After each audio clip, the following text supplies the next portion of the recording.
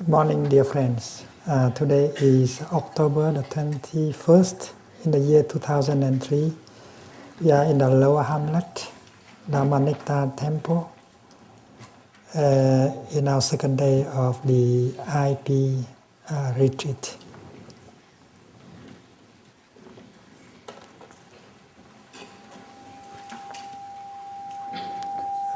Our intention is not to give you ideas.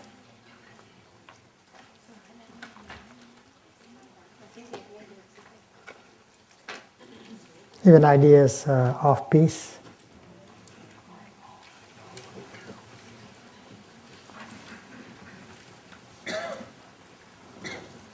Our idea is, our intention is to offer you an opportunity to recognize the seed of peace and joy that are already in yourself.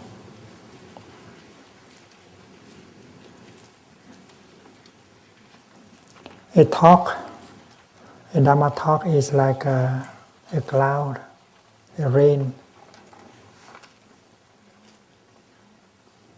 And the rain can help the seeds in the soil to sprout and to bring forth flowers and fruit.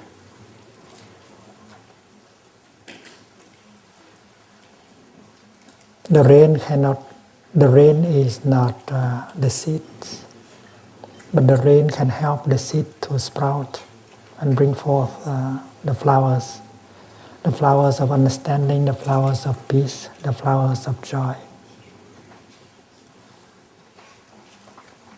And that is why it's not my intention to give you ideas, and it's not your purpose to come here and receive ideas and put it in a notebook.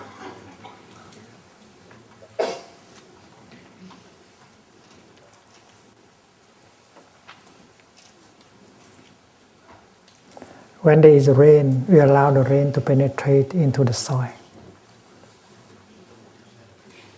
And if the rain is enough, and then all the seeds within the soil will be penetrated by the rain, and they have a chance to sprout.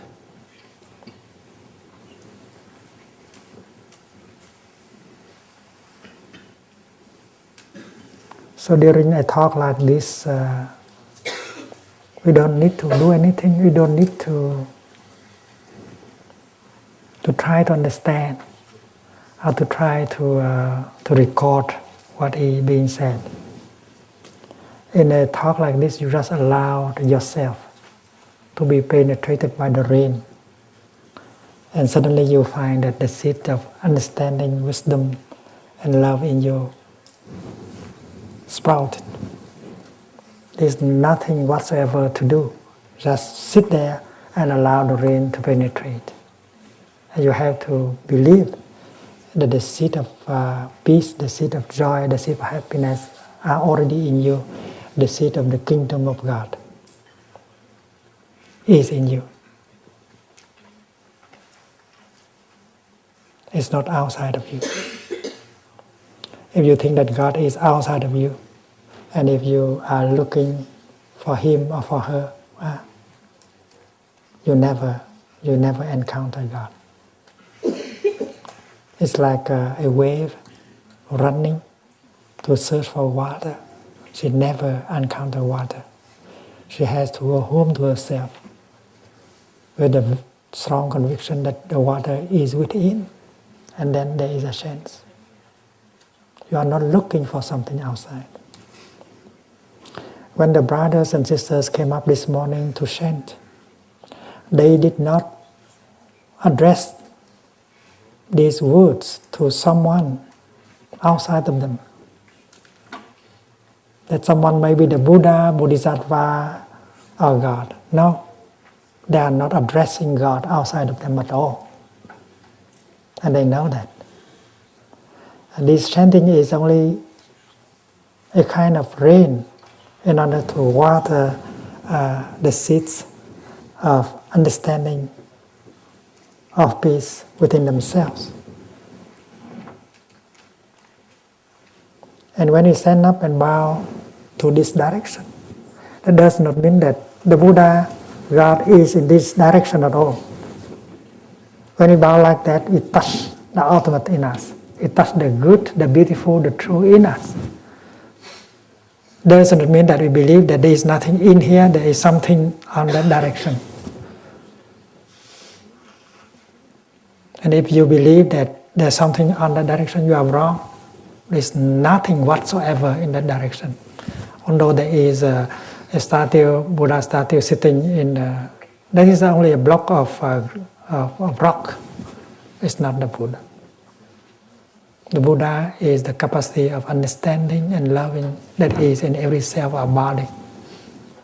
So let us not be fooled by the form.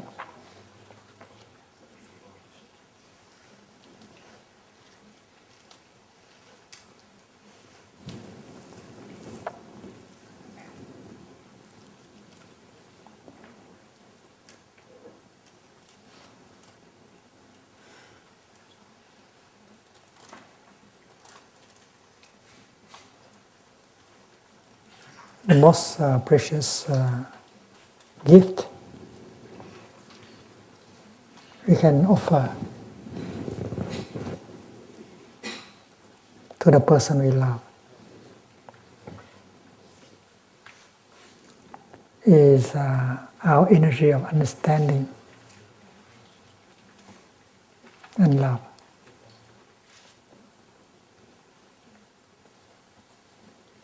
If we do not have understanding and love within us, we have nothing to offer to him or to her or to the world.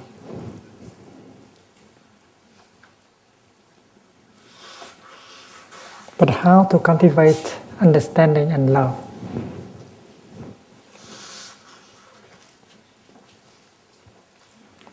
You can cultivate understanding and love when you are alone.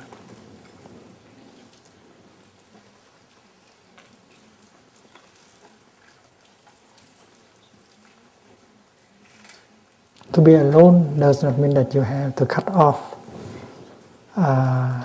yourself off from society and go to a mountain and live in a cave. To live alone means you always are yourself. You do not lose yourself. You sit in the marketplace and yet you can be alone. You never lose yourself. You are always yourself. You are the boss. You are not a victim.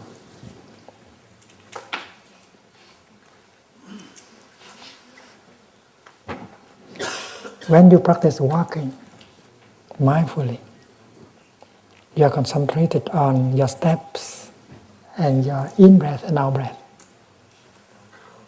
Even if you are walking with 200, 300 people, you are still alone. Because mindfulness and concentration are in you. And every breath, every step nourishes you and enriches you and brings you the energy of understanding, of love. Because if you are not yourself, you cannot love, you cannot offer anything. To live alone, to be alone means to come home to yourself and become the master of yourself, and not to allow yourself to be carried away. And this is the practice of mindful walking, mindful breathing that can help you to always come home to yourself, so that you can get the nourishment, you can cultivate awareness, understanding, and love. Because understanding is the foundation of love. If you don't understand, you cannot love. If you cannot understand yourself, you cannot love yourself. If you cannot understand him, you cannot love him. If you cannot understand her, you cannot love her. So understanding is the other word for love. Suppose your partner, you don't understand her. You then don't understand anything about her. you don't understand her suffering, her difficulties, her deepest aspiration, how can you say that you can love her? And how can you understand her? You have to be yourself. And when you look at her, you begin to see her suffering, to see her difficulties, to see her deepest aspiration. If you are not yourself, how can you listen? How can you see deeply like that? And when understanding is there, love is possible. Love is the water that springs from the source of understanding.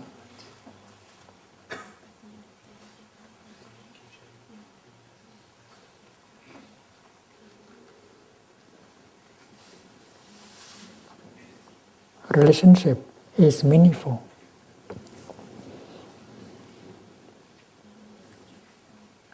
only when each person is himself, is herself. If you are empty, if the other person is empty, you don't have anything to offer to each other. Empty of what? Empty of understanding, empty of love, empty of beauty, empty of truth. And that is why we have to nourish us. That is why we have to be ourselves.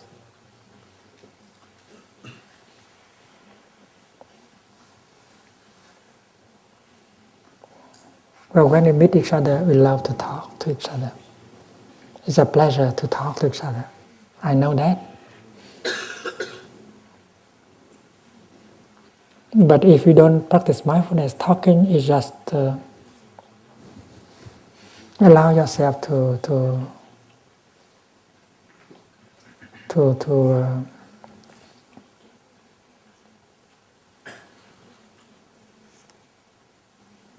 be carried away by the talking.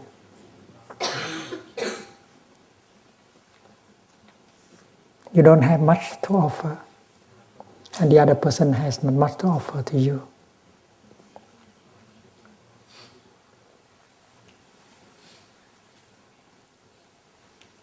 Of course, when you have something in you, very precious, you can share, you can offer. And talking is one of the ways to offer, to express yourself. But if you have only empty ideas, that's not a true gift. You might have opinions and ideas about everything, but that's not what the other person needs. What the other person needs is your understanding, your love, your insight. Your insight not as ideas, but as a living reality. You embody insight, you embody compassion and joy. And that is why relationships become meaningful.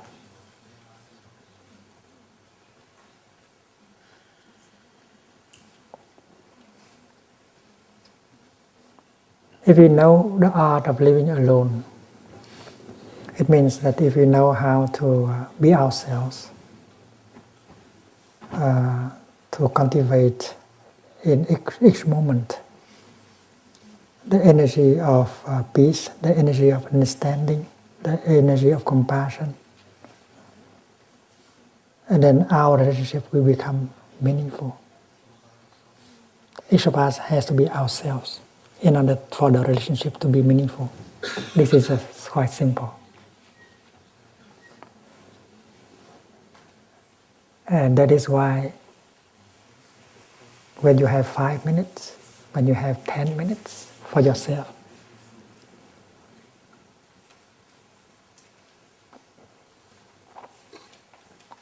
you profit from these 5 or 10 minutes in order to enrich yourself, to become more solid, more free, more understanding, more compassionate. Because when we love someone, we want to offer him and to offer her what we have. And what we have is joy, understanding, compassion. And then the offering is the best thing we can make to our beloved one. We should ask ourselves, what can I offer her? What can I offer him? Do I have much to offer? If you want to have something to offer, cultivate it. And you cultivate it by being alone, working alone, cultivating alone. And the practice of mindful breathing, mindful walking can help you to come home to yourself and begin to get the energy of joy, of peace.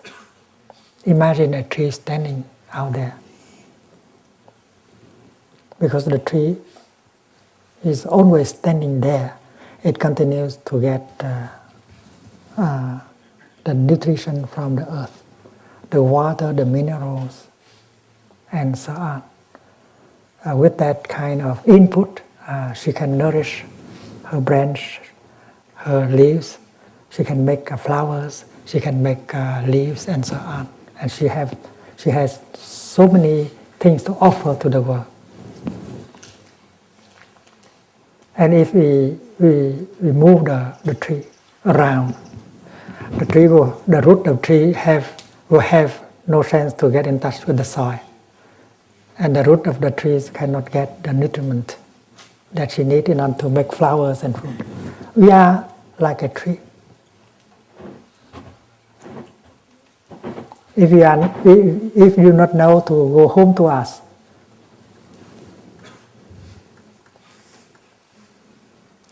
to become fully present, to have a chance to cultivate, to practice looking deeply and listening deeply.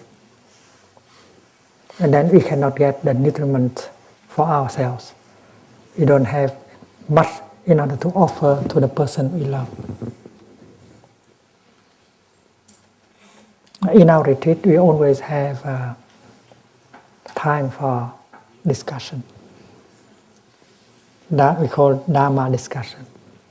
The kind of discussion that we can, in which we can offer our insight, our joy, our experiences. It's very, very, very meaningful. And there are those of us who don't feel that we should say anything because the thing we like to share is not very clear yet. We don't need to speak. We just need to listen, to allow the insight of other people to penetrate in us. Even if we don't say anything, we are profiting from the insight of everyone. And what we profit is not the ideas, but the living experiences that other people in a group have. And it's our duty to share.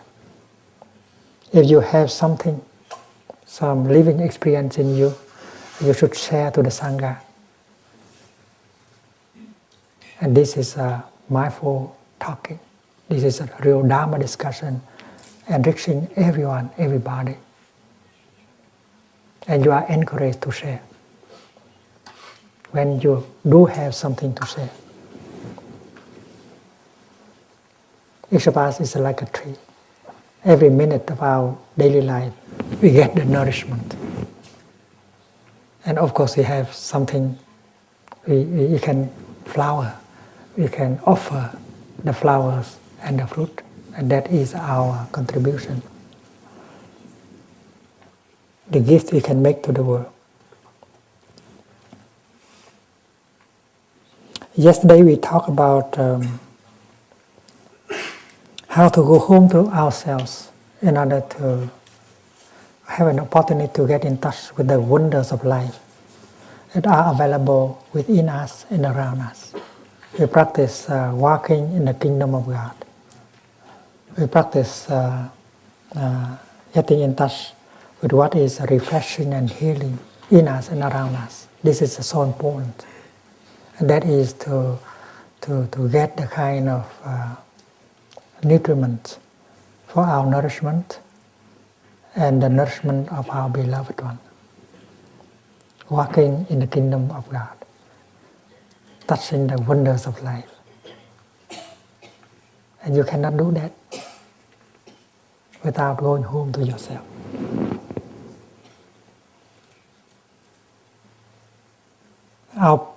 Our time together is very precious.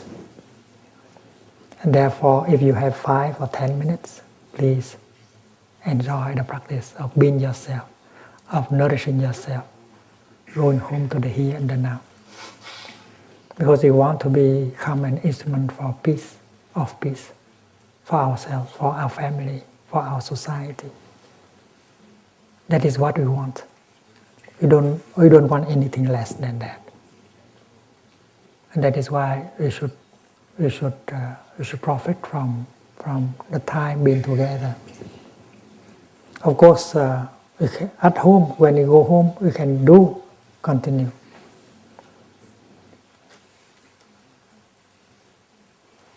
But if you are not solid enough, you cannot continue the practice when you are home. That is why while you are with the Sangha, you should try our best, so that the practice become a habit. The Sangha means the community. A community where everyone knows how to do it, how to be alone, how to enrich himself or herself, how to get the nourishment and the healing. And there are things that alone we cannot do, but with the Sangha, it becomes very easy.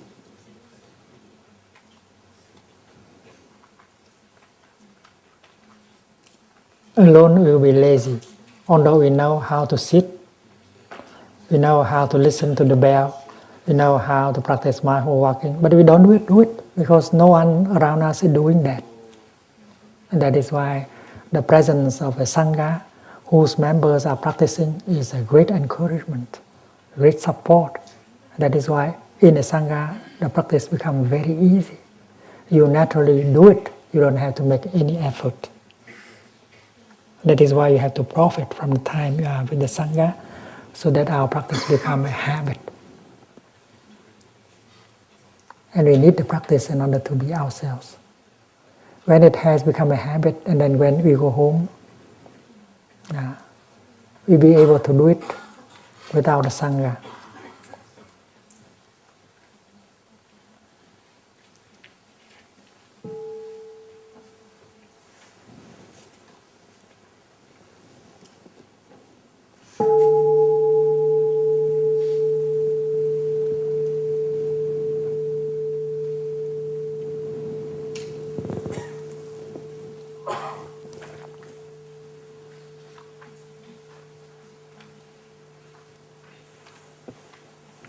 In our practice of getting in touch with the wonders of life, we might encounter difficulties. You know that the morning is very beautiful, the hills, the mist, the sunrise, beautiful. You want to get in touch with that beauty. You want to stand there, to sit there and contemplate, and to allow the beauty of nature of the morning to penetrate in you, because you know this is a very nourishing. But sometime an emotion, a feeling comes up and prevent us to enjoy what is enjoyable, that is happening in the here and the now. Why the other person is capable of allowing himself to enjoy the morning's, the glorious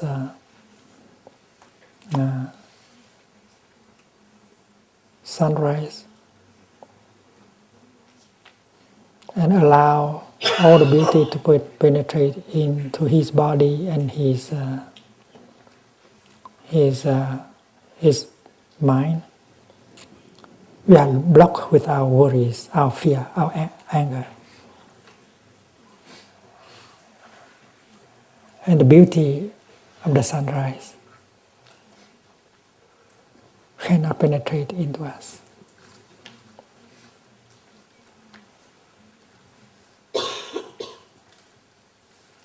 Some anxiety, some worries, some anger prevent us from getting in touch with the wonders of life. And it prevents the kingdom of God to be in touch with us. It prevents us to be in touch with the kingdom of God, in the pure land of the Buddha. What to do in these circumstances?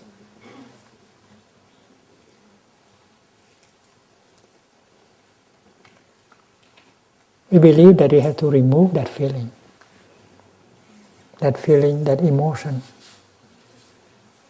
in order to be free again, so that the beautiful sunshine, sunrise can penetrate us. We consider our fear, our anger, our worries as an enemies. Without them, we are free. We can get in touch with the many wonders of life. But because they are there, that is why we cannot get the nourishment that we need.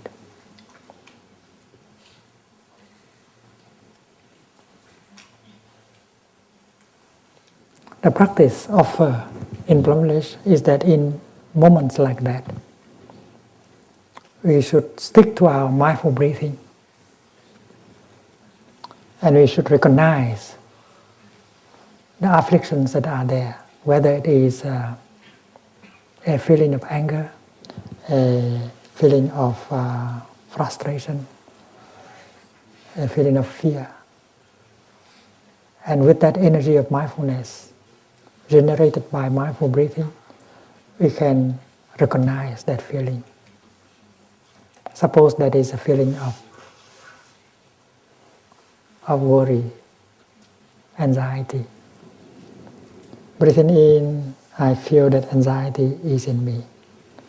Breathing out, I smile to my anxiety. I have the habit to worry, even if worry is not necessary, I still worry. And every time I feel the worry coming up, I know that happiness is not possible. I would like to ban worry away, to remove it. Sometimes they call me Mr. Worry, Madam Worry. Because I used to worry, I am used to worry a lot. And I know that when I worry, I cannot get in touch with the wonders of life. I cannot be happy. So I get angry at my worry. I don't want it. But worry is part of us. And that is why when our worry come up, we have to know how to handle it nicely, peacefully, because it is possible to handle our fear, our worries peacefully. And you can do it if you have the energy of mindfulness. If you want to have the energy of mindfulness, practice mindful breathing, practice mindful walking, and you have the energy of mindfulness in order to recognize and embrace tenderly your worry, your fear, or your anger. When your baby suffers and cried, you don't want to punish your baby, because your baby is you. You don't want to hit your baby. You don't want to throw your baby outside by the window. No. Your fear, your anger is your baby. Don't imagine that you can throw it away by the window. Don't try to do violence to your anger, your fear, your worries. The practice is to recognize it. Oh my baby, I know you are there. I will take good care of you. Continue to practice mindful breathing, mindful walking. And with that energy generated by the practice, you recognize, you smile to it, you embrace it very tenderly. And this is a non-violence.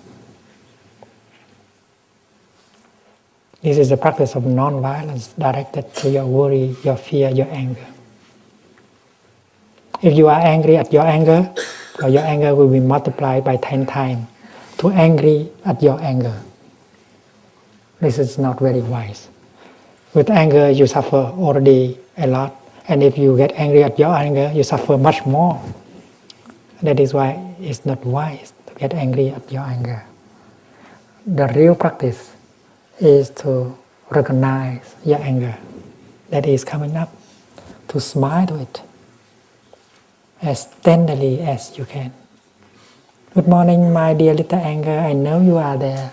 I will take good care of you.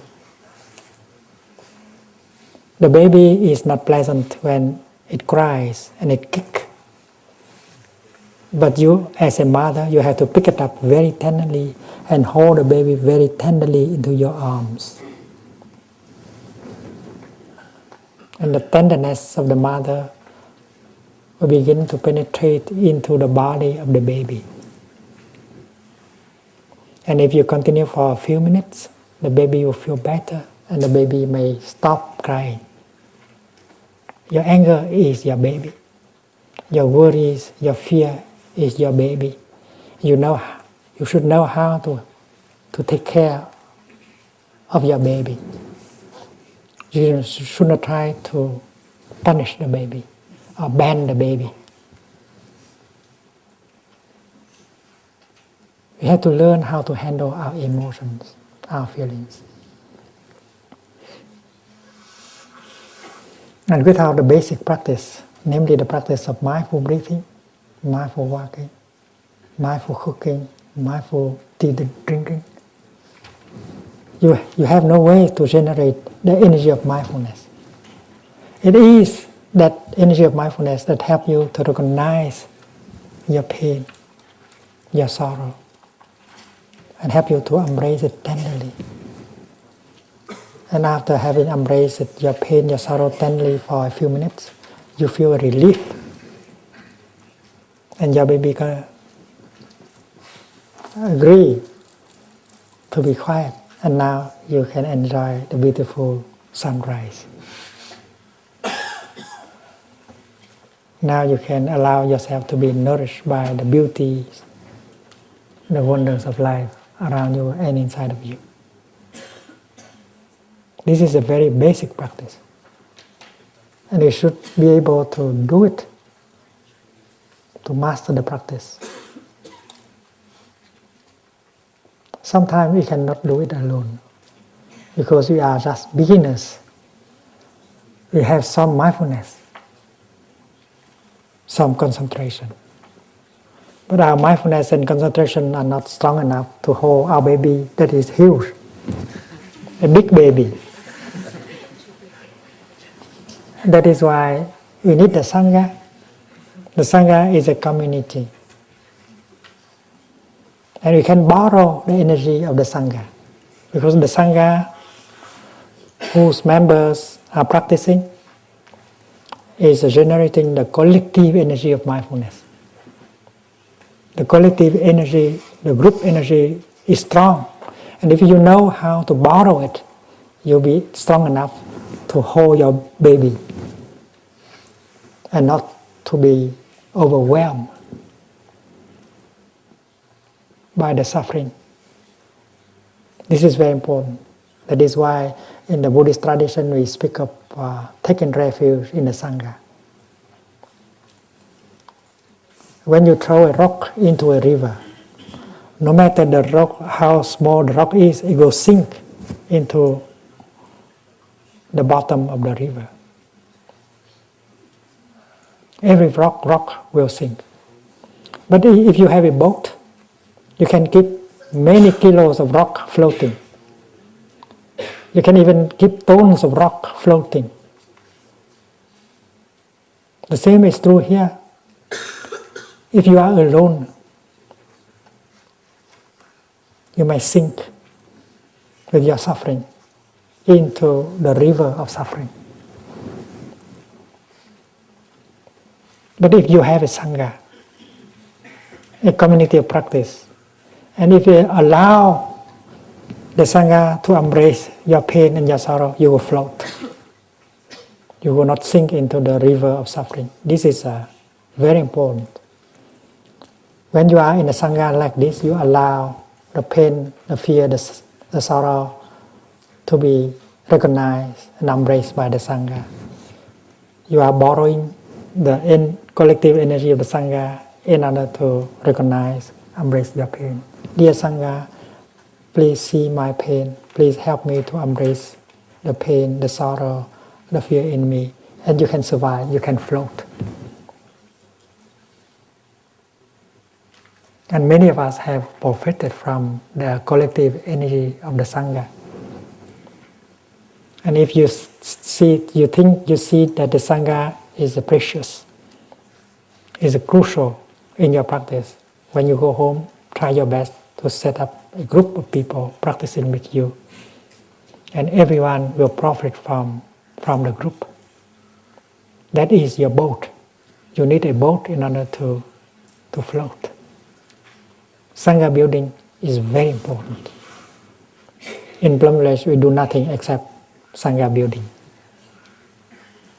Everything is dedicated to Sangha building. Cooking, cleaning, sitting, walking, everything is for the sake of Sangha building. Because the Sangha can be the refuge of many, many, many people. If the Sangha is solid, is happy, is mindful, and then many people can come and take refuge so that they can transform the suffering, their fear, their anger. When you practice well, you become your own refuge. You become the refuge for your beloved one, for your family. And you can transform your family into a Sangha, into a refuge. And other people can come and take refuge in your family. And if you are capable of bringing a few families together, you set up a Sangha. And if the practice goes well within your group becomes a refuge for many people. And that is Sangha building.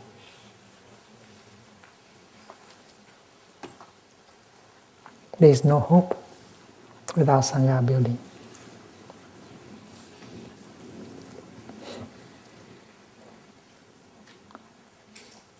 We are in a Sangha like a drop of water in a river.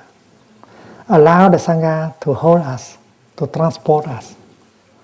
Don't be a drop of oil in the river, not mixing with other drops of water. That way you arrive nowhere. Allow yourself to be transported by the Sangha. Allow your pain, your sorrow, your suffering to be recognized, to be embraced by the Sangha. You have to trust the Sangha. Dear Sangha, I suffer. Please help me to embrace my suffering.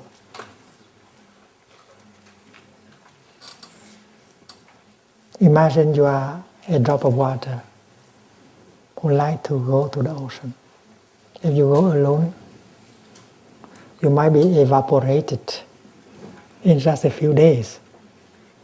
But if you allow yourself to be embraced and transported by the Sangha, well, you go to the ocean.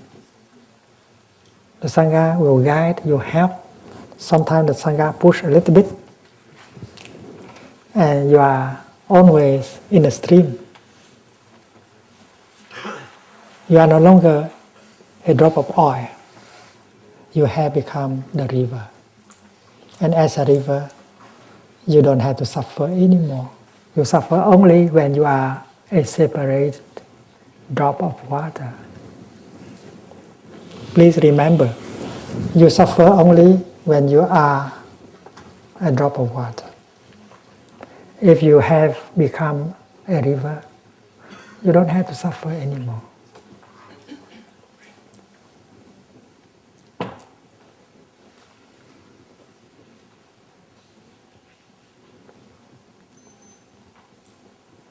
Allow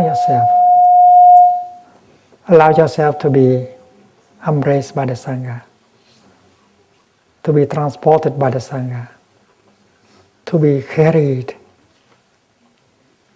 by the Sangha.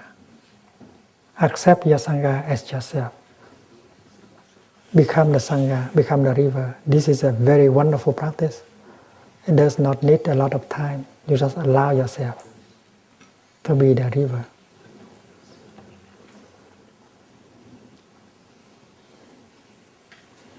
That those of us who are capable of handling our own suffering,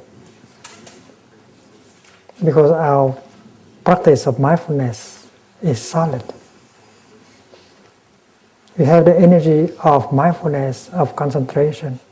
Every time the pain, the sorrow come up, we are able to recognize it by ourselves alone. We are able to embrace and smile to it alone. And by the walking, by the breathing, by the looking deeply, we can understand the block of sorrow. We can transform it. But there are those of us who are not as strong. We need the Sangha.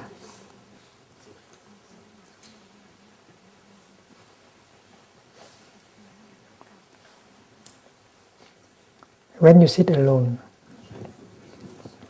you rely on your energy of mindfulness, alone on your energy of mindfulness and concentration. And sometimes your mind wanders. You lose your mindfulness, you lose your concentration, you begin to think of this or of that.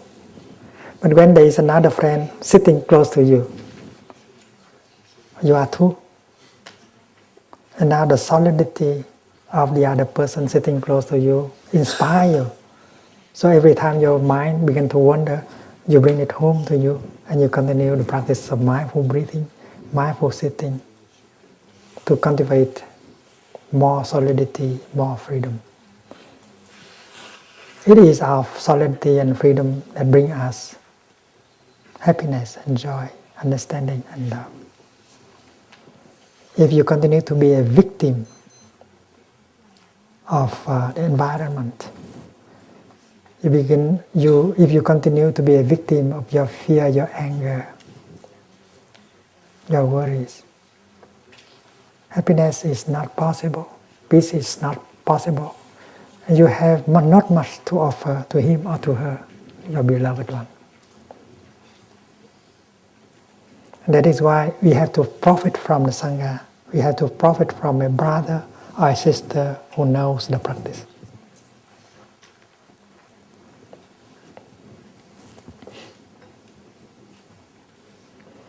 Sometimes we feel that we cannot go on anymore, we are going to crack.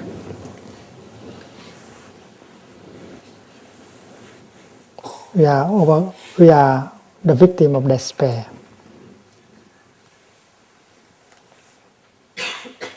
We are not on our own anymore. We are to give up. And suddenly we remember that we have a friend. And we wish that at this very moment, if that friend sits close to you, you'll be okay. Because that friend has solidity and joy. And if that friend sits close to you in this moment, you'll be able to survive. But that friend is not here. She is far away. She is in Tokyo or Los Angeles.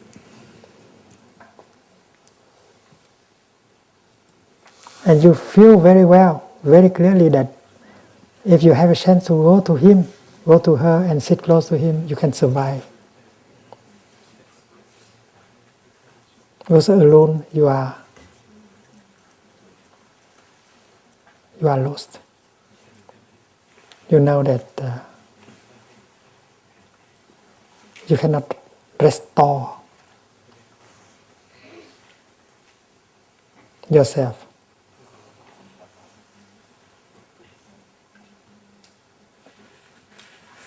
If you feel like that, if you feel yourself in such a condition, you should try everything in order to go to him or to her. Abandon everything. Give up everything. Just try to go to him or to her. Because you need the balance. And no one around you here can help you to restore the balance so that you can survive this very difficult moment. Have to go to him, go to her. And when you arrive and sit close to that person, you feel that you can survive.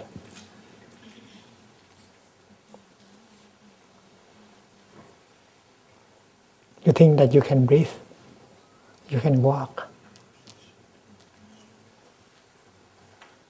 you can drink your tea, you are okay. But you also know that you cannot stay with her all the time. In a few weeks you have to go home to your place. And without her, without that person, you lose the balance again.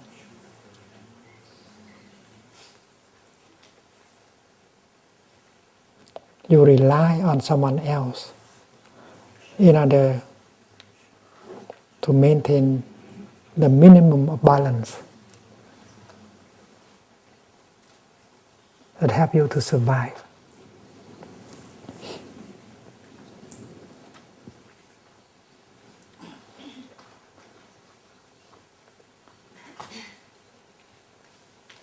My advice to you is why you are with her, with her, and feel you can survive. You have to profit. You have to profit from the moment in order to cultivate enough energy so that when you are alone, you can survive. So her presence, his presence is an opportunity. It's like during the summer and the autumn, the sky is clear, there's sunshine. You know that the winter will be harsh, and you need some wood in order to put in your stove to heat the house. If you know that if you wait until the winter to cut the wood, it will not dry. You don't have enough time to dry for you to heat the house. That is why you have to profit from the heat, the sunshine of autumn, of summer, in order to cut the wood and to keep a pile of wood so that you can bring home at the end of autumn. And if you spend your time doing nothing, you cannot survive the winter. That is why while you are with that friend and feel that you can survive, profit from this moment in order to practice, to cultivate enough energy of mindfulness, of concentration, of freedom, of solidity, so that when you go home to your place, you'll be able to survive.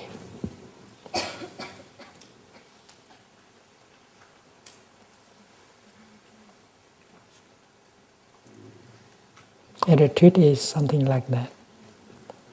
And it is an opportunity.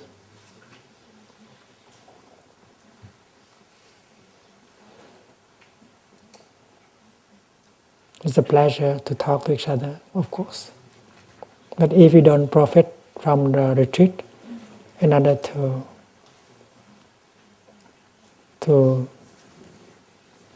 master the practice of being oneself, to get the habit of generating the energy of mindfulness and concentration, and then when we go home, we cannot be ourselves. We cannot help others. And this is why the noble silence is very helpful. Because noble silence helps us to be ourselves, to profit from every moment of being here in order to generate the energy of mindfulness and concentration. And generating the energy of mindfulness and concentration, if it has become a habit, then it will be wonderful. Every time the energy of fear and sorrow and anger come up, we know what to do. We need only to go home to our in-breath and out-breath, and then the energy is generated. And it's possible for us to recognize our afflictions, to embrace them, to make friends with them, and to continue. And we can help other friends to do the same also.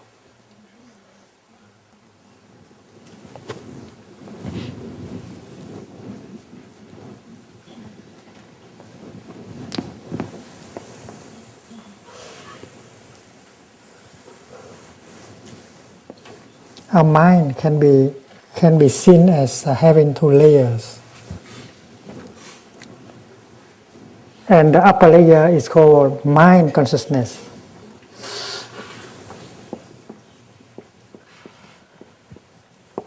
Mind consciousness. And the lower layer can be called store consciousness. It is like a house with a basement and a living room.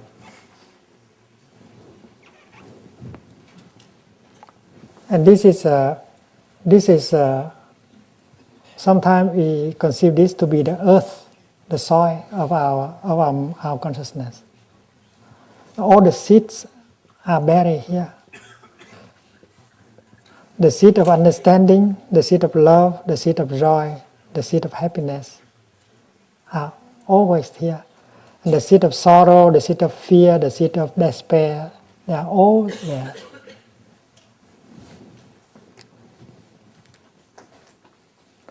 And when you hear a Dharma talk, the Dharma talk will fall like rain on the soil of store consciousness. It penetrates into the seed of joy and make the seed of joy sprout and bring forth flowers here.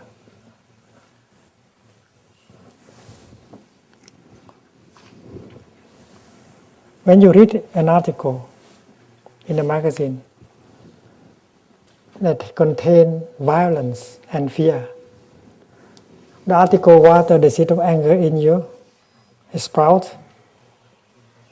and it brings forth a flower of anger, of fear, of discrimination. So it depends on the kind of rain that you have, that what kind of seed down here will come up.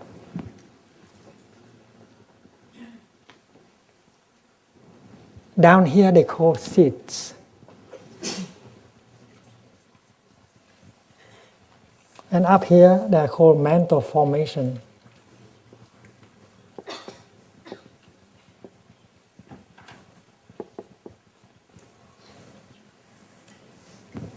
Tâm hành, chủng.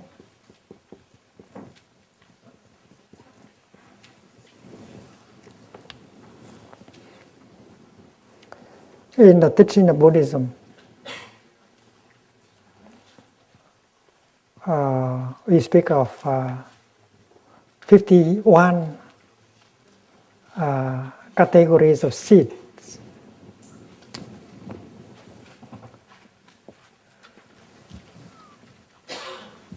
And among them, mindfulness is one. Mindfulness has a seed.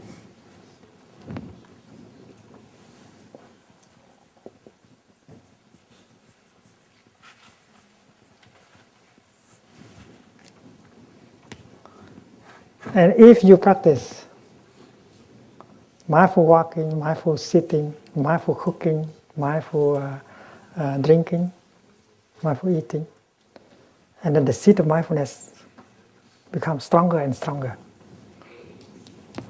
It grows stronger here.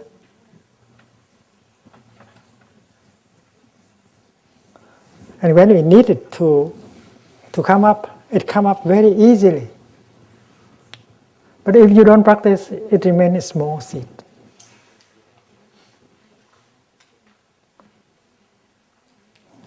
Your anger also. When you were a baby, the seed of anger may be still very small.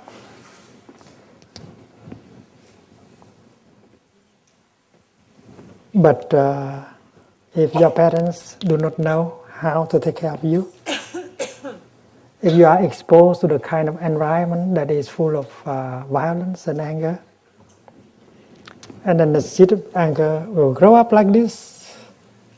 When you watch television, you get in touch with the violence in society, the seed of anger and violence go up like this. And then they will manifest and occupy the living room of the mind. So our happiness depends entirely on our seeds. There are people who are very angry now. 10 years ago, they were not angry like that. They were not violent like that. Because they have allowed the seed of anger in them to be watered every day, every day, every day. And that is why it's very important not to allow the seed of anger and violence to be watered every day. There are ways to do that.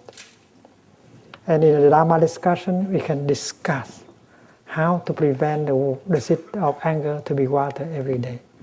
And everyone has experiences.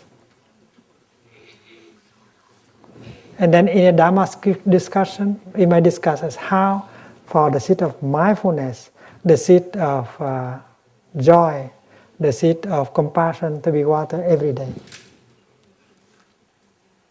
And the Sangha is a place where we learn. We put into the practice what we learn. If you have a family, your partner, your children will profit from the practice.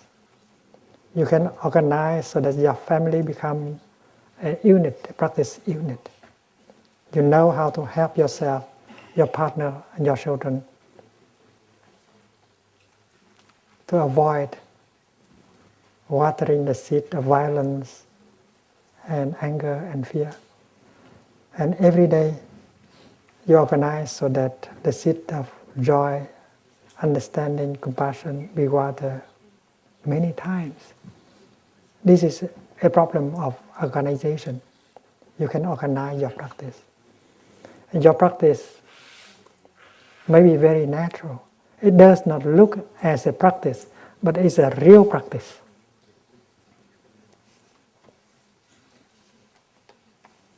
We have our intelligence. We need to use our intelligence in order to organize our daily life, the daily life of our family, so that we can take good care of the seed in here. And the practice is called the practice of selective watering.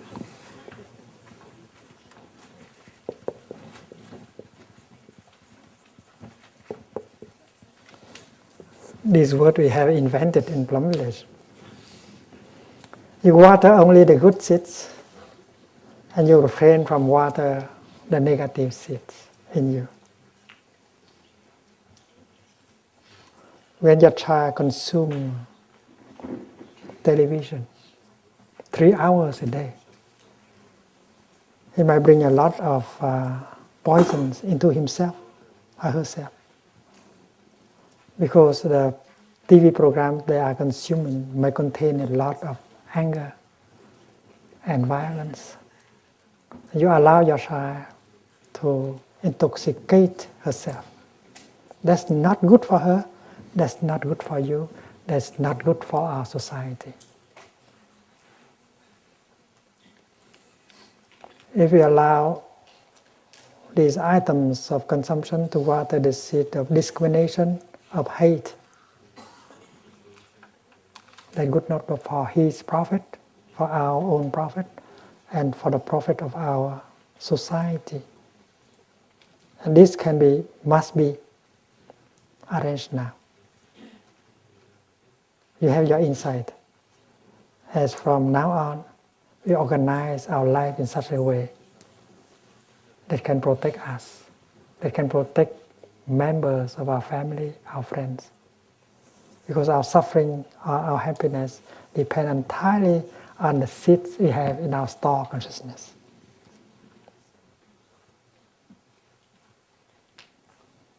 And although our children are still very young, we can sit down with them and discuss about this. They are able to understand. In the last few years, every summer we had children sitting with us in Dhamma talks. And the children show the capacity of understanding. They understand all these things. They are ready to cooperate with us. We have to treat them equally.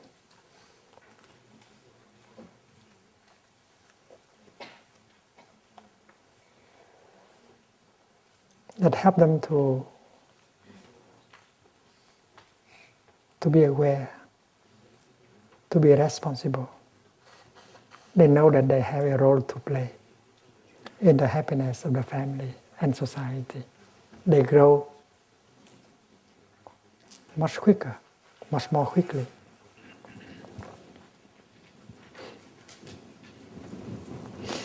The practice of selective watering can bring forth result in very, very quickly. 1 hour of practice can make a big difference already. Look at the person you love. She has all kinds of seeds in herself.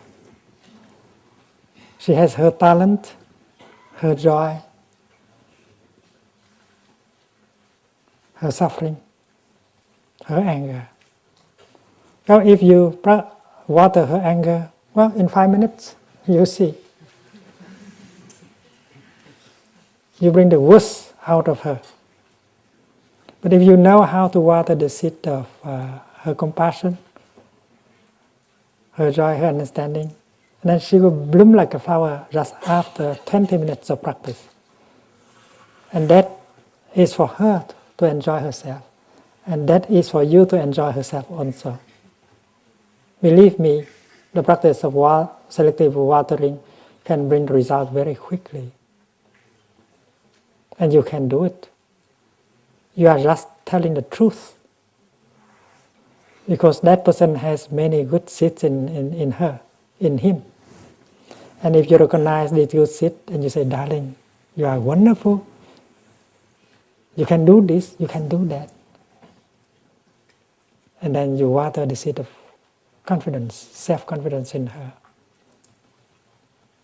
And she'll be the source of happiness, not only for her, for him, but for you also.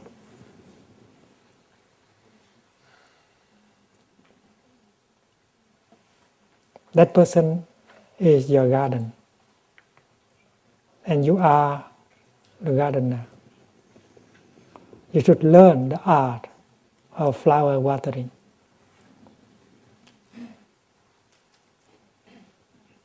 in every one of us there are flowers, there are also garbage. If you water the garbage, you get the garbage. Garbage is the anger, the fear, the discrimination, the jealousy. The flower is compassion, understanding, love. Up to you, up to the gardener. You are a gardener. You have to take care of your own garden. And you might have to master the art of gardening. In fact, you have two gardens. Your own garden here, and the person you love. If you don't know how to water, to practice selective watering of your own garden, but you don't have enough, you won't have enough wisdom in order to help watering the flowers in the other person. So the garden is in yourself. You have to cultivate your garden well, and you will help cultivating his garden, her garden. And believe me, a week of practice can make a big difference. And you are intelligent enough, more than enough, to do the work. You have to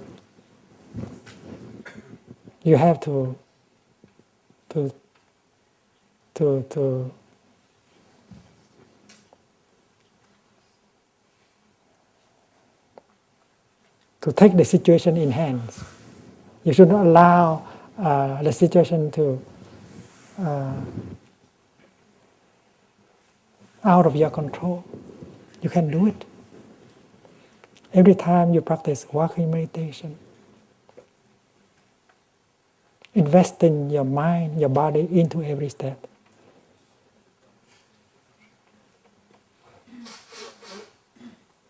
You take the situation in your hand.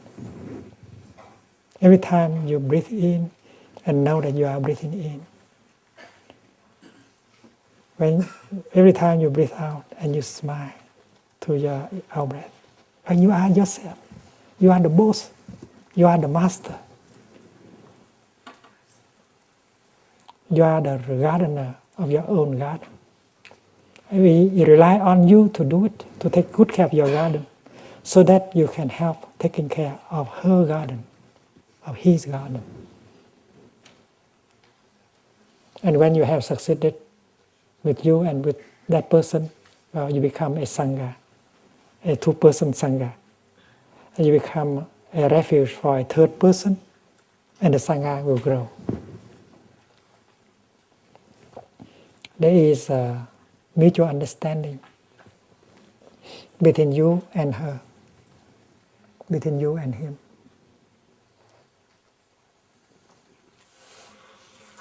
But before that become a reality, you have to understand yourself. Self-understanding will bring about mutual understanding. You understand that you have blocks of fear, suffering, anger. You understand that you have the seed of joy and peace and confidence. And understanding that, you practice so that you can water the good seeds and make your garden beautiful. And when your garden is beautiful, it's so easy to help the other person. If your garden is not beautiful, it's very hard to help the other person. If your garden is beautiful, you are fresh, you are compassionate, your look, your smile are very pleasant. And then anything you try to do to help will have an effect. But if you don't have that freshness, that beauty in your garden, no matter how hard you try, you cannot help the other person to transform himself. So take good care of your garden. And that is not an abstract thing. It's very concrete. You can do it every moment of your daily life. You can do it here, now with the Sangha. So tomorrow you can continue to do it when you go home to your place. Take good care of your garden in order to help take care of the garden of the other. When mutual understanding is there, communication is good, happiness is possible, and you too become a refuge for a third person or fourth person, and that is the process of peace.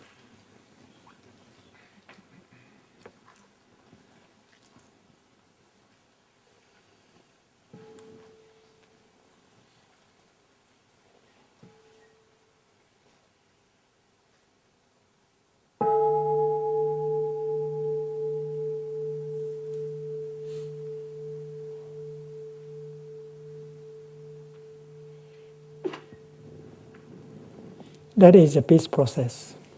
That is the real roadmap.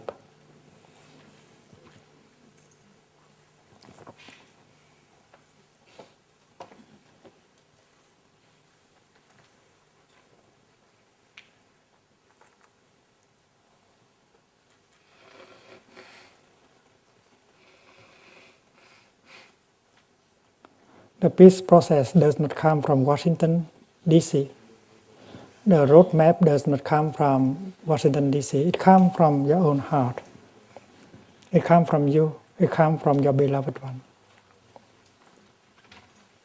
And you too, you form a multitude.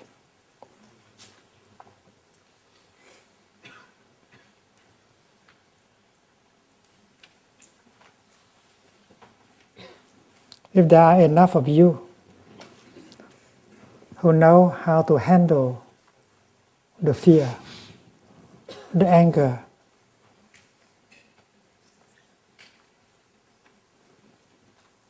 who know how to calm yourself, and then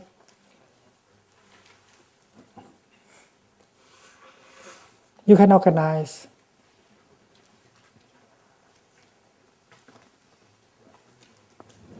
a people peace conference. You don't need your government to do it, because your government have tried very hard in the past, but have not succeeded. Because they don't really know the peace process. They don't know the peace roadmap. They talk about it. They think in terms of politics. They don't know how to think of peace in terms of humanity, humaneness.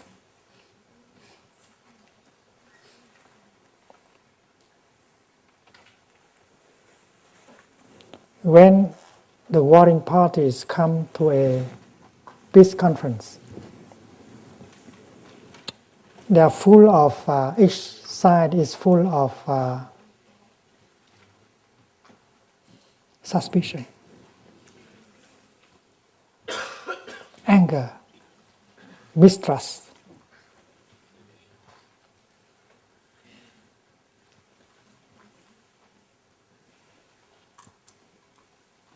And with that, in the heart, not much can be achieved, because there is no peace inside in order to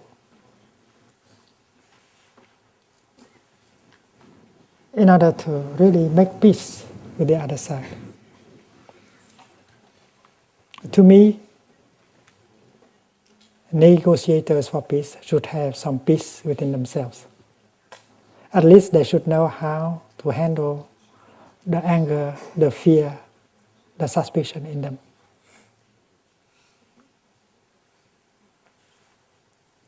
And peace talks are always organized in such a way that people,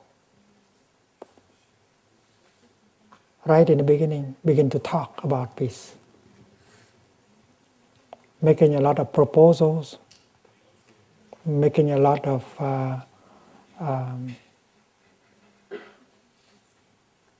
discussion. But a real peace talk, a real peace convention should be organized like a retreat.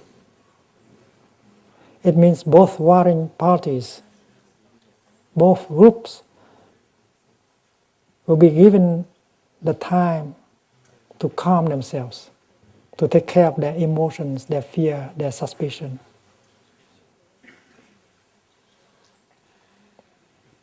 There should be time in order for each side to cultivate their own garden.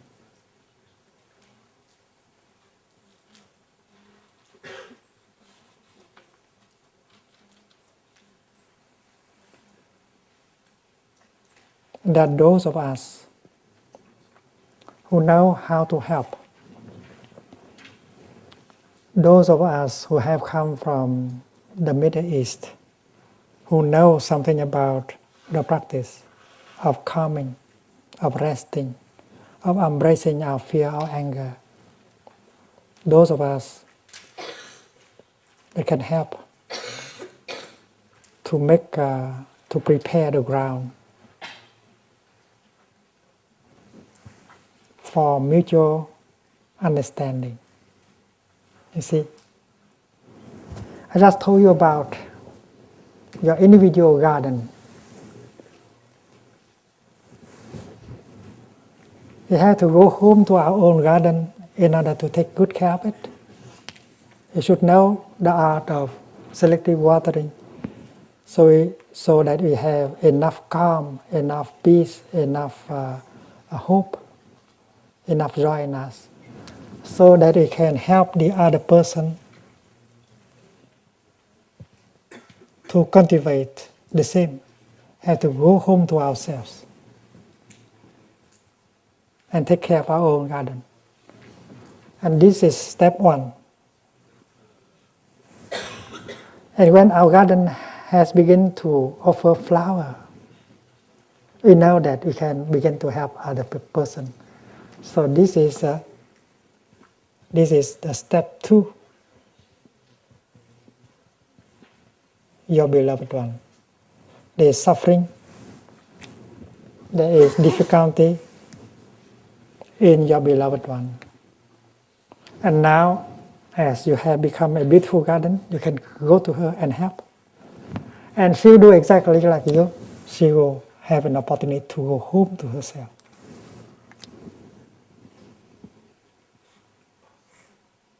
Those who don't know the practice, they always, in the very beginning, try to go out to the other person. You have to change. You have to do this, you have to do that in order for me and you to be together. And the other person is doing the same. No one knows the practice of going home. So this is the real peace process. And when you can help the other person to do the same, and help her garden to be beautiful, and then mutual understanding become possible. Real communication is possible. This is the roadmap. This is the peace process. And I believe very strongly that if there are enough of you who know the art of cultivating our own garden, and then we can organize a peace conference. And the Israeli group can practice together 1 week or 2 weeks, going back to themselves and cultivate their own garden. Meanwhile, the Palestinian group will do the same. We need people who know the practice of calming, of embracing, of smiling, so that we calm down our emotion, our fear, our mistrust, so that communication can be possible. If peace and negotiation always fail because people don't start with that. They are in a hurry, they want to discuss right away. But mutual understanding cannot be possible with a lot of suffering and fear and suspicion in every side. It's possible for you to organize a peace conference, a people peace conference, somewhere in the Middle East, even in Plumbless, in Paris. And you can have the international press to come and see how you do. You are practicing peace. You are not discussing peace. You are practicing peace. You are establishing real communication with the other group.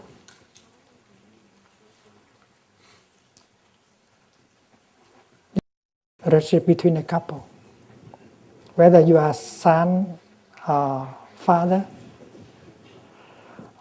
you are a couple.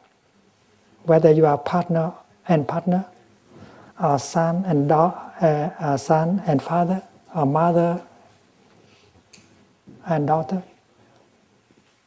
If you have difficult relationship, a difficult relationship, and if you want to make peace with him, with her, you have to go through this process. The father has to go home to himself. And if possible, the son will go home to himself. And if the son may be the initiator of the peace process, he knows that he has to help himself before he can help his father. So he goes home to his garden and cultivate the flower of compassion, understanding, and joy. And after he succeeded, he comes to the father, fresh, compassionate. Before that, he cannot help his father. He feels that it is impossible. He can never help his father to transform.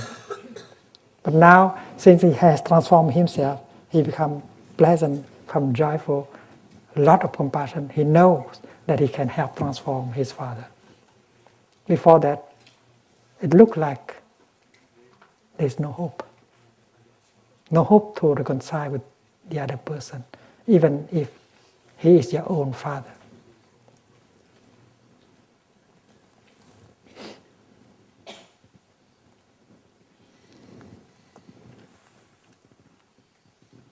Last year, in a retreat in northern Germany, in the city of Oldenburg, we had 6 days, 6 entire days for the practice. The first, the second, the third day are for the practice of going home and practicing calming, embracing, looking deeply. The third, the fourth day, the fifth day, we learn about peaceful communication. How to use the practice of listening deeply and with compassion. How to use loving speech in order to communicate. Because listening with compassion and using kind, loving speech is very important to open up communication. In the beginning, people found it very difficult to use loving speech because they have got a lot of anger. Father and son could not look at each other.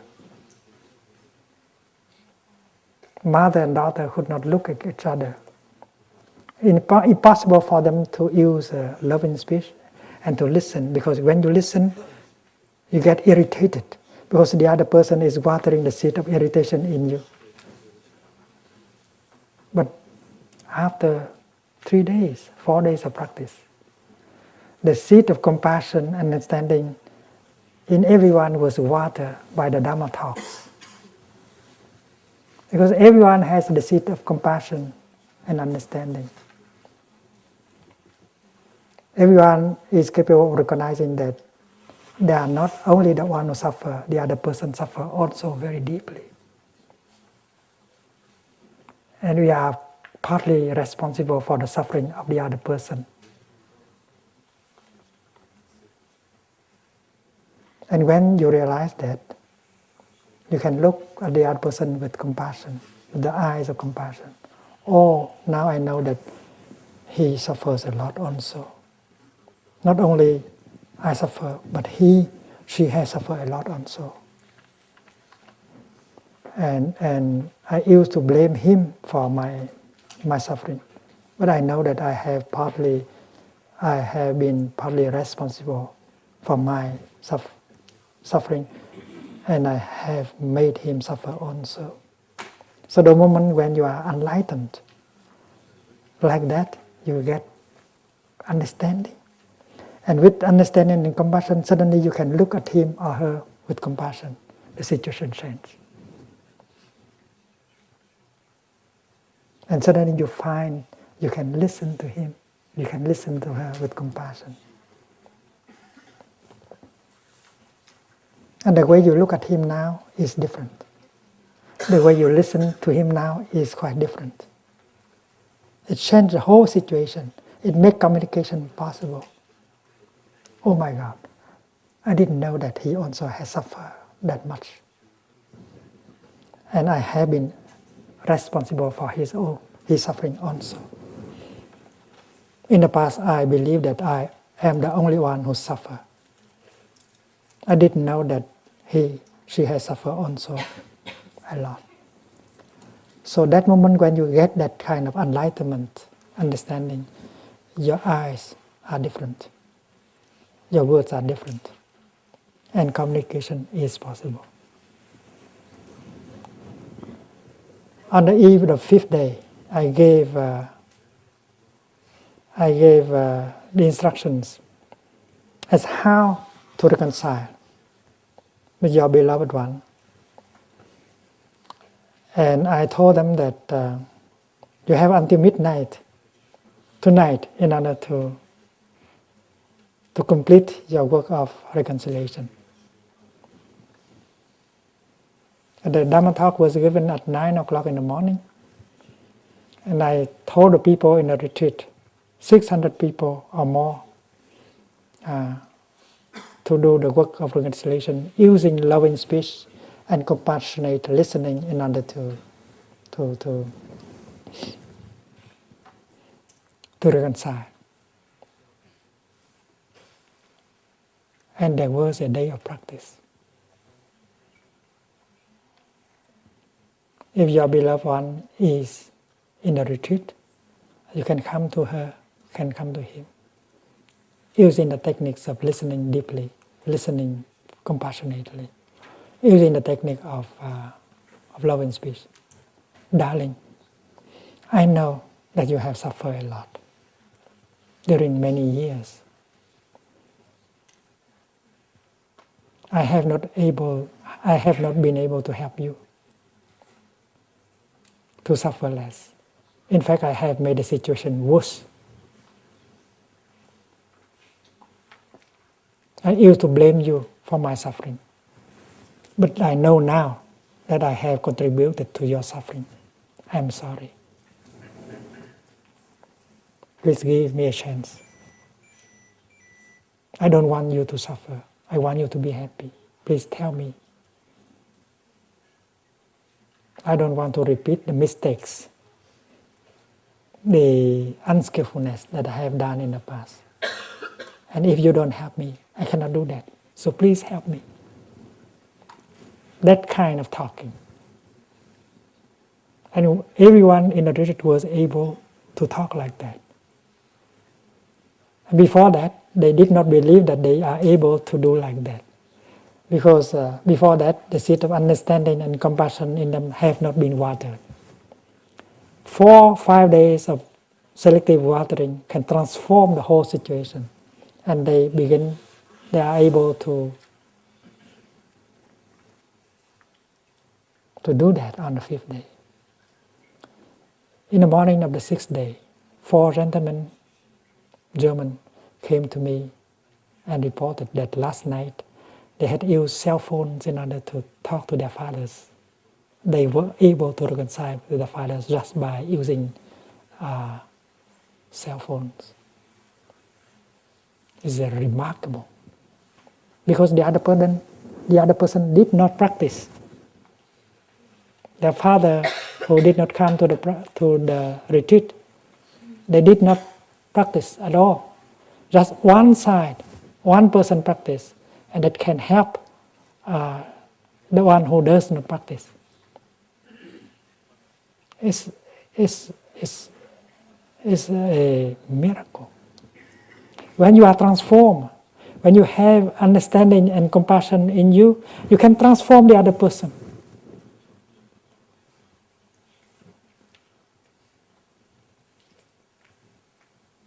In fact, that night they were able to use a loving speech. And they were able to open the door of their father's heart. And they got the reconciliation. They were very happy. And I knew that there were more people who have done that, but they were a little bit too shy to come to me and report.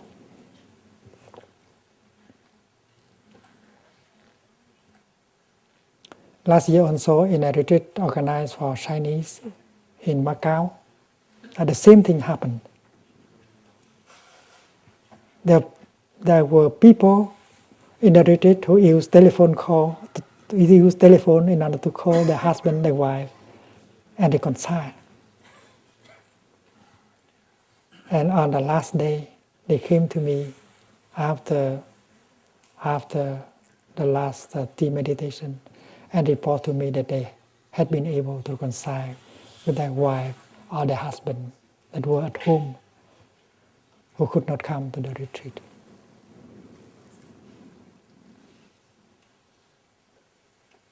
It is very crucial that we are able to water the seed of compassion and understanding in us. Come home to ourselves and do it with the help of the Sangha or without the help of the Sangha. And then when you are okay, you can come to him, you come to her and help him to do that. And mutual understanding, mutual communication is possible. Suppose you are not a person, but you are a group. You are a group of Palestinians who so much want peace. And now you know the peace process, the real peace process.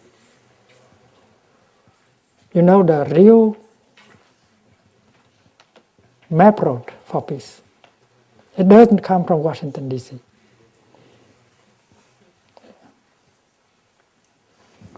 Look what we said yesterday about God. We should not look for God outside.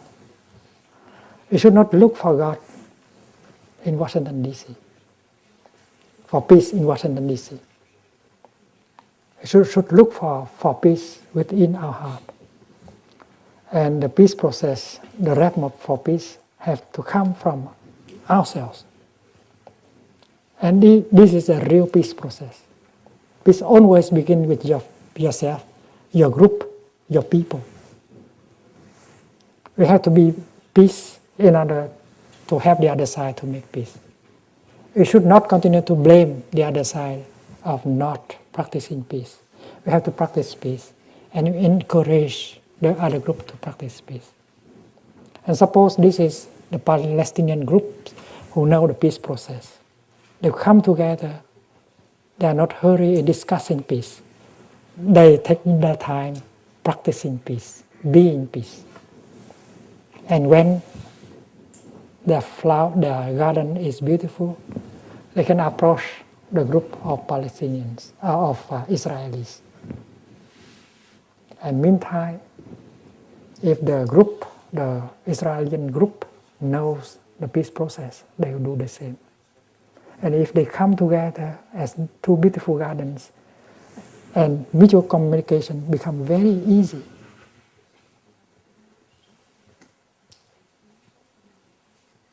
I think in 6 months or 1 year, you can organize a people peace conference. You can organize in Paris. You can organize in the Middle East somewhere. And the world will come and listen to you and see you how to do peace, how you do peace. And this is a real peace process. Because you know what is the process. Peace always begins with you, with your group. And when you listen to the other group, with all your compassion, you see that their people suffer as much as your people. They are adults, they are children, they live in constant fear. And when you are able to see them as victims of suffering, the nectar of compassion flow in your heart, and you suffer less. And when you suffer less, you help them to suffer less. And then every agreement made on that kind of mutual understanding will be a real peace solution. A text signed by both parties. But if the fear, the anger, the suspicion still remain intact in both sides, that is only a piece of paper. It's not peace. But if there is compassion, understanding, mutual understanding, compassion, then even you don't need that piece of paper signed by both sides. And many of us in the world will come and support you in your peace conference, people peace conference, that will show the world, that will show your governments. And you can come and help your governments also. Your government will listen to you if you are a real entity of peace. I don't think that we should wait for our government. They may continue for a long time. They may not arrive anywhere. We have to take the situation in hands. We have to make peace. We have to organize the peace process with our own practice.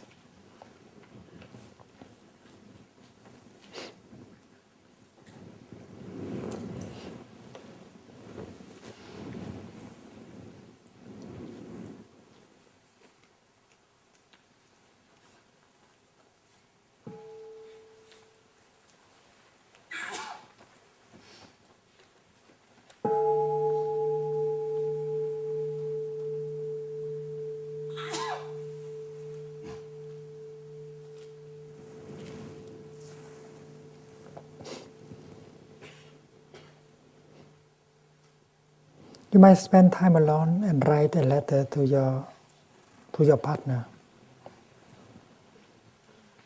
to your father, or to your son, or to your daughter, if you do have difficulties with him or with her. Give yourself 3 hours and write a letter.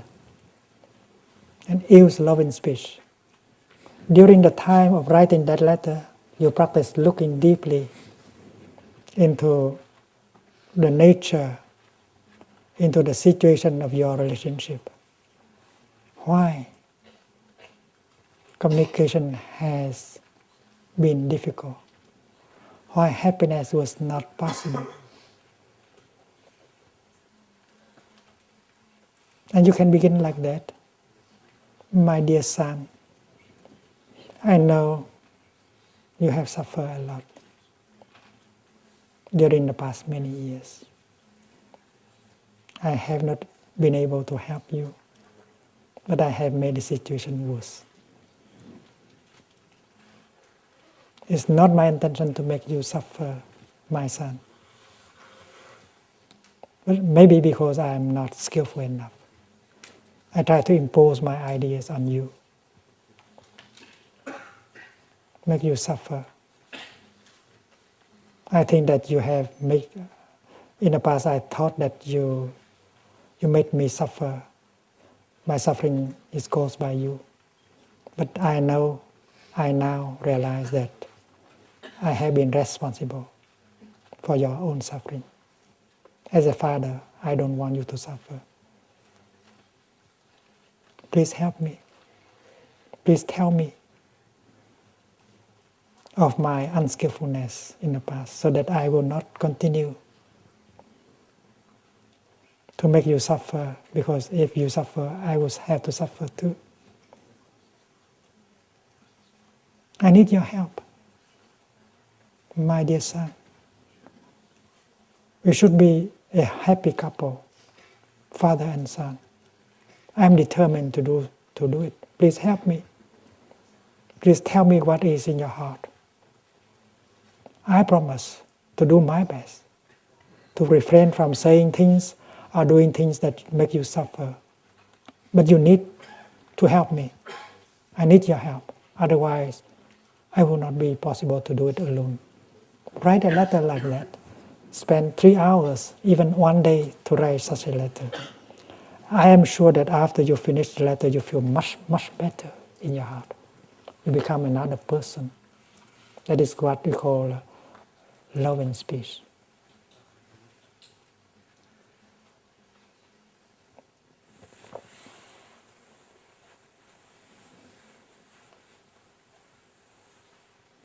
In the past, every time I suffer, I was inclined to punish you, to say things or to do things that make you suffer. I think that that is the way to get a relief, but I was wrong. I realize now that anything I say or I do that make you suffer, that make me suffer also. I am determined not to do it anymore. But please help me.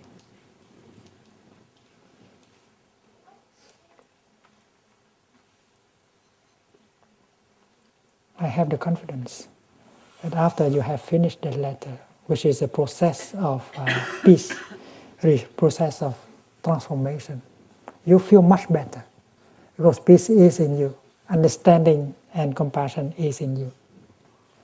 And now you will become very pleasant, much more pleasant to him or to her. And you can help him or her to transform. A miracle can be obtained in 24 hours.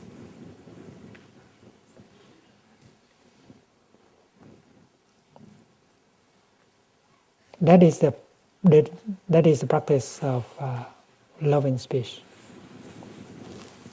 It is coupled with the practice of deep listening, compassionate listening. Compassionate listening is very crucial.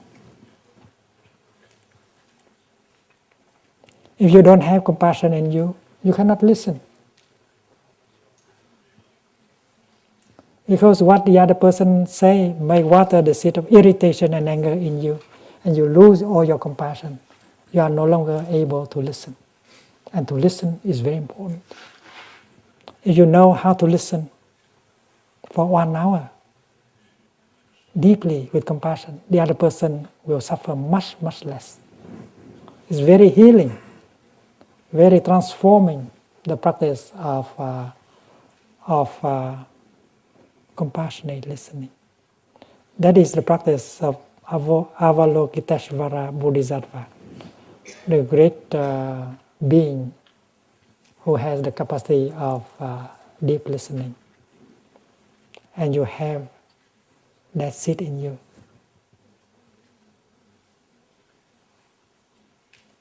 When you listen to someone, you tell yourself that listening like this is to help him or her to suffer less.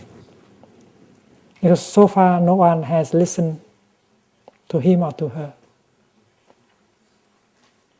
No one has been able to listen with compassion. Even the therapist. Because the therapist has a lot of, may have a lot of suffering inside of her, inside of him. And although she pretends to listen deeply, but maybe she is listening to herself. If she does not know how to listen to herself, she does not know how to listen to you. And that is why you have to be the therapist. You have to be the bodhisattva and listen to your beloved one. And this is possible.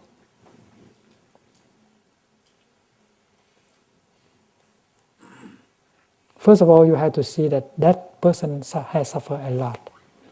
And you have made the situation worse. What you said in the letter is true. You believe in what you have said in the letter. And you want now to listen to her, to him. And you can look at her with compassion. Oh dear, she has suffered quite a lot. Partly of me. And you ask her to tell you what is in her heart. She may not be able to use loving speech yet. And in her speech, there may be a lot of bitterness, a lot of blaming, a lot of judgment. But if you are a bodhisattva, you can still continue to listen with compassion. And you can be a bodhisattva. The bodhisattva is in you and not outside of you. You say, I listen like this with only one purpose. That's to help the other person to suffer less. That is why even if his speech is full of judgment, bitterness, accusation, I'm still able to listen. The energy of compassion protects you. What the other person says cannot water the seed of irritation and anger anymore, because you are able to nourish compassion, to keep compassion alive. And compassion is mindfulness. I listen to him like that with only one purpose, to help him to suffer less. And if you can maintain that awareness alive, you are protected. The seed of irritation and anger in you will not be watered. And you can listen for 1 hour without being affected by what the other person said. You don't want to correct him or her, even if his speech is full of wrong perceptions, wrong accusation. You feel only compassion. Oh dear, that person is victim of so much wrong perceptions. You don't want to punish. You don't want to criticize, because you have compassion. And that is why you can continue to listen. And listening like that for 1 hour. 1 hour is a very healing. You are the bodhisattva. Don't look for the bodhisattva outside of you. Don't look for God outside of you.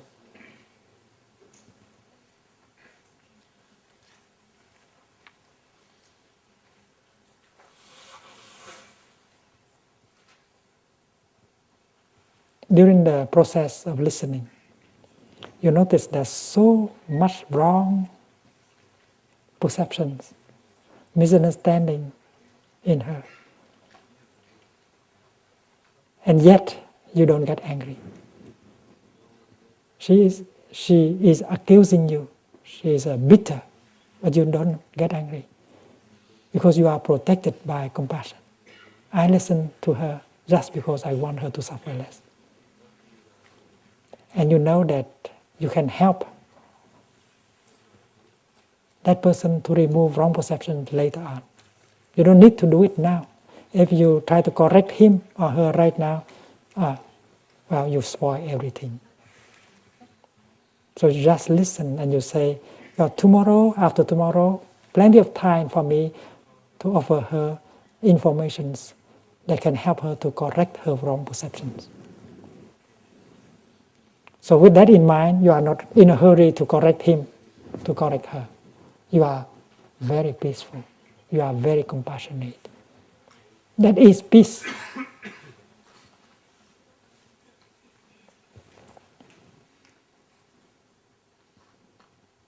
And then a few days later, when you feel that the atmosphere is good, you begin to release some informations. Darling, it was not like that. It was like this. You release just a little bit of information. Don't try to release all information at one time. The other person will not be able to bear it. It's too much truth at one time. It's not good. So after 3 days, you release a few informations, and then 5 days or 6 days later, you release another set of informations, helping that person to correct her perceptions. This is a peace process.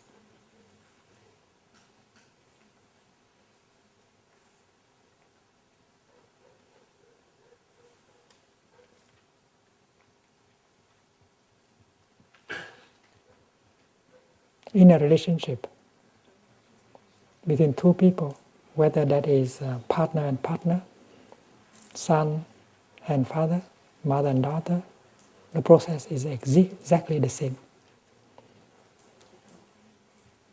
The situation has dragged on for many years.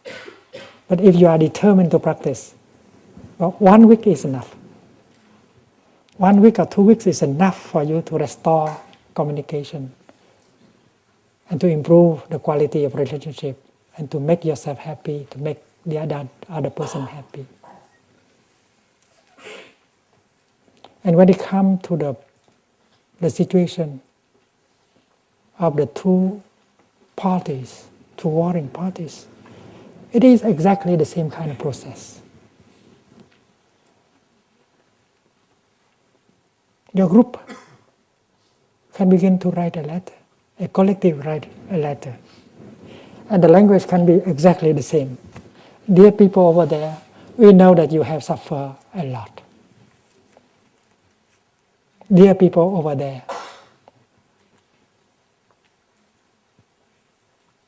they are the Palestinians. They are the Israelis. Dear people over there, we know that during past many years you have suffered a lot. We thought that we were only the people who suffer, but now we realize that you have suffered quite a lot. We have not been able to help you to suffer less. In fact, we have made the situation much worse, which is the truth. It's not our intention to make your group suffer, because you have not been very skillful. You don't know the peace process. You have reacted with anger and frustration. You wanted to punish every time we suffer. That is why you have made situation worse. You don't believe more in punishment. We need your help. You don't want to continue like this. We want to really give you a chance to live peacefully and happily, so that we will be able to live peacefully and happily also. Because your peace, your happiness, is very crucial for our own peace and happiness. If you don't have safety, security, and then we will have no safety and security. We recognize that we are. Our peace and safety depends on your peace and safety. That is why you should help us, and we should help you. Let's come together as brothers and not as opponents. Please tell us. We'll listen to you.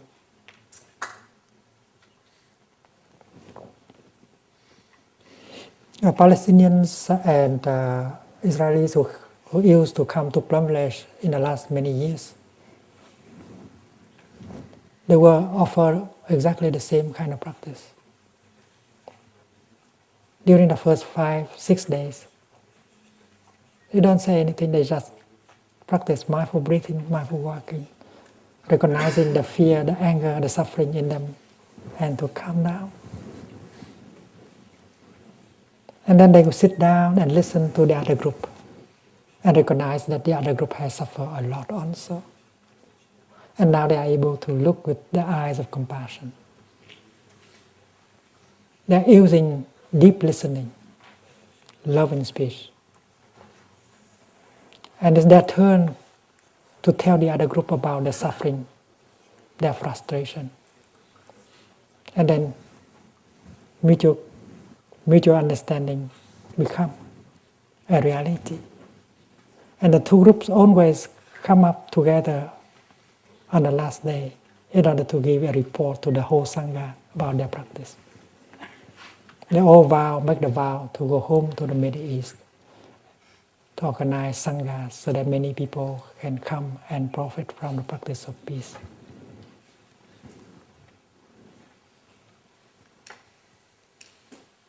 You are intelligent people. You have to use your intelligence, your lucidity to make peace in yourself, with your partner, with your beloved one, so that you can become instrument of peace, to make peace with the other group. They needly help you. They desperately need you, and you also need them. My suggestion of a People Peace Conference is just a such suggestion to illustrate the path of peace. And you know that in the world, so many people are concerned about the suffering in the Middle East.